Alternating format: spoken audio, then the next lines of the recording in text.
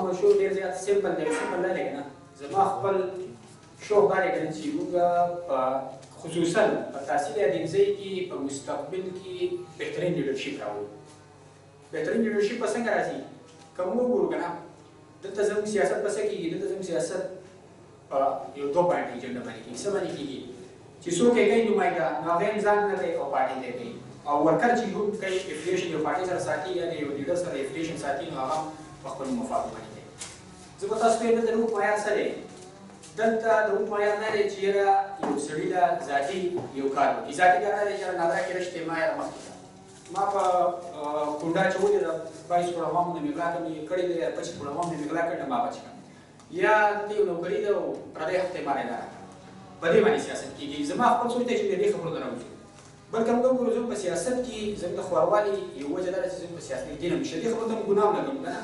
په هسپتال کې د چا نه مخکې کېدل یا په نوکري کې پردی حق اخیستل یا په ډیولپمنټ کارونو کې پردی حق اخیستل نو دا نه دا موږ ګناه نه کوو. ځکه خو موږ خوار یو. نو زما څه چې راغلم زه چې راشم زما به څه کار یو خو به زه دا کار کوم چې دا کوم چې دا بریک دی د دفتر او د عام ولس په منځ کې موږ به د داسې ختمولو کوشش کوو. موږ به د خلکو نه څه دی شیران جوړو چې یاره دا کوم افس دی دا ستا افس دی. ته به دلته ځې دلته د افس کوم افیسر چې ناست دی دا ستا د ټیکس نه درته تنخوا میلاوېږي دا به ستا کار دی. ګوره که فرض کړه دا خلک موږ دې خلکو له موږ شعور ورکړو که دې خلکو ته شعور میلاو شو دا نه چې دا برج ختم شو دوی به بیا سوچ کوي چې یاره زه چا له وکړم بلکې اهل سړی څوک دی.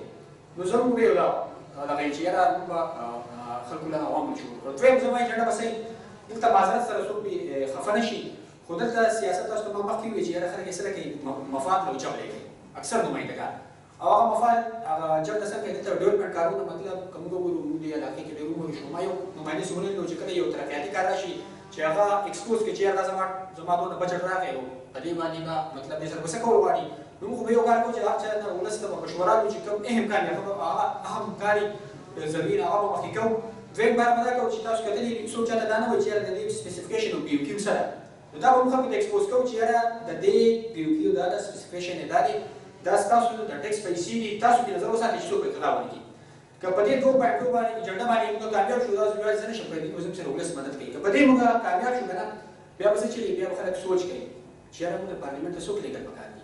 اوس خو دا خلک نه دا سیاسي خلک ولې څوک د دې خبرو نه وباسي هغه وایي چې یاره دا ماته محتاج یې زما وجه ساتي زه به مطلب لږ ډېر چې څه راځي یو څه لږ ډېر بدل ورکړو مثلا چې آینده به بیا میدان ته راځم او که باقي به ځان نه پیدا کوم نو که دا موږ دوی ولس ته دا شعور ورکړو که نه نو دا به بیا آینده انشاءالله چې په دې تحصیل کې خصوصا او چې دې ځای ته موږ یو پرسیډنټ جوړ کړو انشاءالله په مستقبل کې په پاکستان کې بیا هغه سړی نه راځي.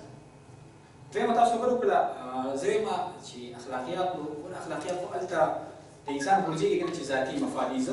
زما خو خپل دا دی زما دې ملګرو ته هم نصیحت دی چې یاره د چا سره جګړو ته هم ضرورت نشته.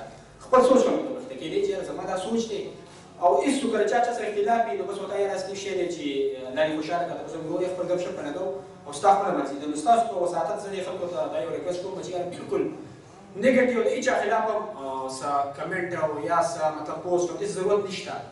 کوشش کوئ انفرادي طور بلکې حیثیت مسلمان موږ ته دا پکار ده چې موږ انفرادي چې کوم څونه نمایندګان ولرو چې دوی معلومات وکړو او الله حاضر کړو هغه سړي وګورو نو بیا به انشاءالله ستومانه وي کمال نه البلا. ډېره مننه چې فاروق رحمان صاحب تاسو خپل انتخابي منشور پیش کړو. د فاروق رحمان صاحب د انتخابي منشور سره قوم څومره اتفاق کوي دا فیصله په هغې باندې پرېږدو. تاسو نه اجازه غواړو.